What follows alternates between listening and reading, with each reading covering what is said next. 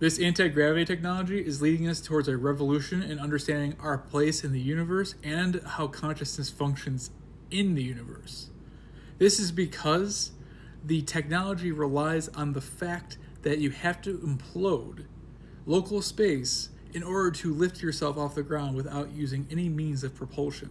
And you do this by cycling energy through the center of what we call a torsion field.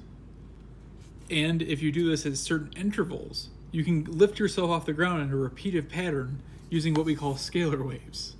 But what is this going to mean for our species in the coming decades and centuries?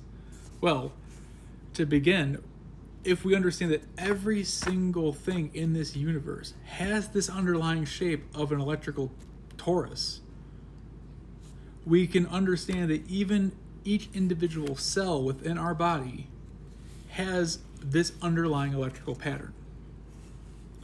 And by looking at these things, like researchers like Dr. Michael Levin are, we begin to see that cells are following a natural gradient pattern of voltages that describe where cells are supposed to be, where there is a lack of cells in a certain region, and what type of cell a stem cell should develop into. These voltage potentials that exist across an organism can also be manipulated and repaired. So he's been experimenting with these organisms that he calls planariums, which by experimenting with these organisms and their underlying voltage potentials underlying these cells and where they grow, he's been able to get these organisms to grow 2 heads and function normally.